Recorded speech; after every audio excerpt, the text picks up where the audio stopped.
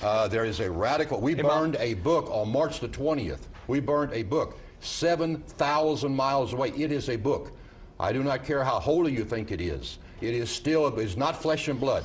It does not live. It does not breathe. We burned a book, and 7,000 miles away, people were killed. So something is definitely wrong. Just a few months ago, we talk about burning of the Quran, and then there's violence. Burning the Quran. Radical Islam does not need an excuse. Since 9/11, there's been over 17,000 successful terrorist attacks. I mean, to hold us responsible for what someone does 7,000 miles away is totally ridiculous. You can see that in our own American history. In recent history, we had the movement by Martin Luther King Jr. During that movement, many people were killed, but nobody would say it was Martin Luther King Jr.'s fault. American Center for Law and Justice is working to help free Pastor Youcef. Can you save his life? We're working on it, Bill. He has been a Christian. He's a pastor of an evangelical church, technically under Sharia law. He did not even violate it. Jordan, how close is Pastor Youcef to being put to death? At this moment that I'm talking to you, Lee, could be less than 24 hours. They're going to try to use him as an example. The lower court has authorization from the Supreme Court to carry out the execution at any time. There is no appeal process here. There is no real court system. They can carry out an execution. That still stands. It has not been overturned yet. They can carry out the execution before we get a written order. It's late in the game, but if U.S. pressure can be put on, the Secretary of State's office needs to be a lot more affirmative than they've been on this situation. Of course, the UN is saying nothing.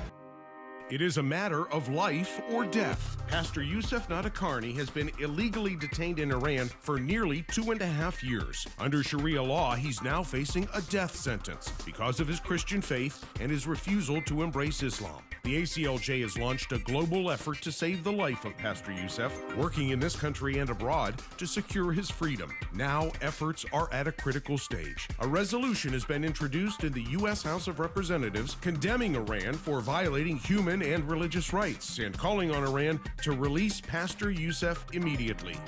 House Resolution 556, resolution condemning the government of Iran for its continued persecution, imprisonment, and sentencing of Youcef.mp4 on the charge of apostasy.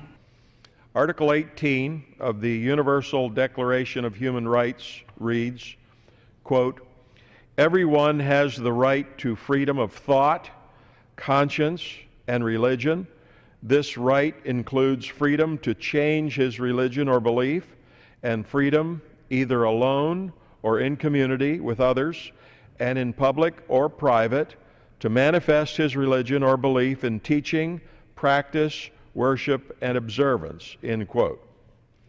Iran was one of the original signers of the Declaration and has not removed their country from the agreement, even through changes in government. We're not asking Iran to respect our laws or our conventions.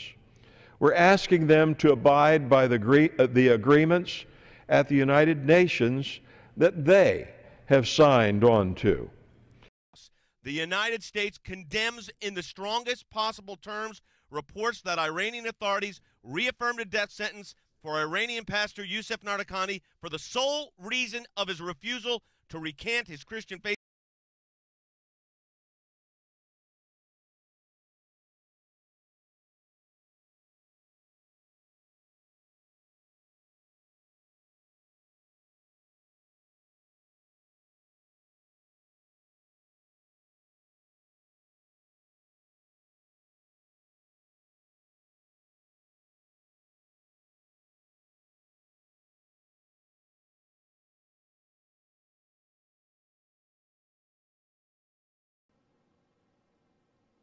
We call for the immediate release of Pastor Youcef. If not, we call for a worldwide public burning of the Quran and images of Muhammad to take place on April the 28th at 5 p.m. It is time for us to unite worldwide against the tyranny of Islam. It is time for us to make a stand and let Islam, Quran-controlled countries realize they cannot continue to violate people's human rights and civil rights by killing and murdering as they please.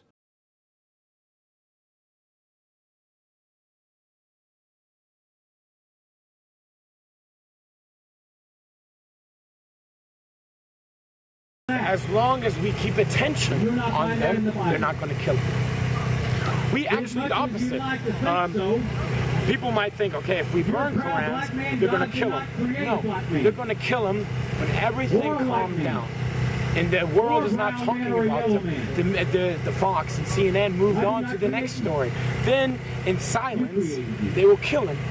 Because that's what they want to do, that's what they are trying to do. They changed the charges against them just in order to get him somehow killed, just in order to kill him. So I believe they have not killed him yet because the world is watching. As long as we keep the world watching them, and Christians are speaking out and doing something, and blogging and posting and getting people involved, as long as we keep that up, we think he has a chance.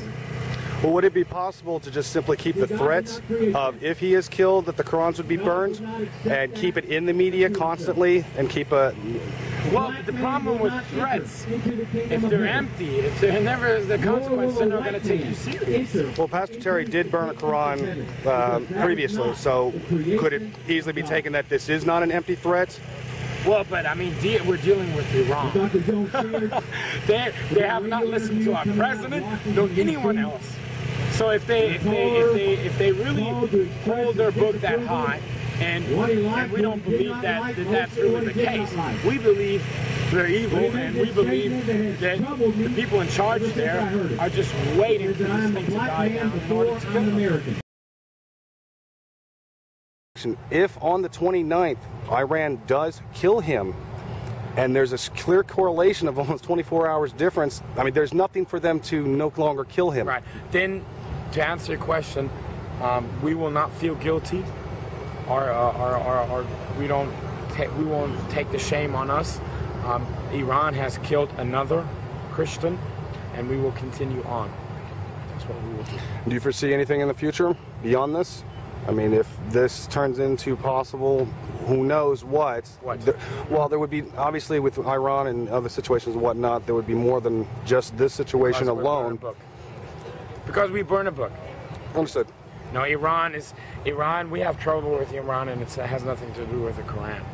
I mean, Israel and Iran are always very close at it, and America's trying to solve it. But at 5 o'clock on the 28th, when the deadline ends, and you do burn the Qurans and images, if the next day he is executed, what would your answer be to that? What happens? What does the 29th become? Well, the 29th becomes a disaster. Yeah, I mean, that would be absolutely terrible. I think if we don't do anything, I think what Iran is doing is just waiting for the news media to calm down, the attention to be focused someplace else, and then I think he definitely will be executed. That's not anything new. Islam has killed, in its 1,400-year history, at least 370 million people. So I think they will probably execute him if something's not done. Would there be any means of being able to keep this in the media with the threats that if he is killed, that the Qurans would be burned, therefore possibly sustaining his life longer? I didn't quite get the question. I guess what I'm asking is, do you suspect that when the Qurans are burned, Iran will kill him? I expect they will kill him no matter what we do. Yeah. Okay. Yeah.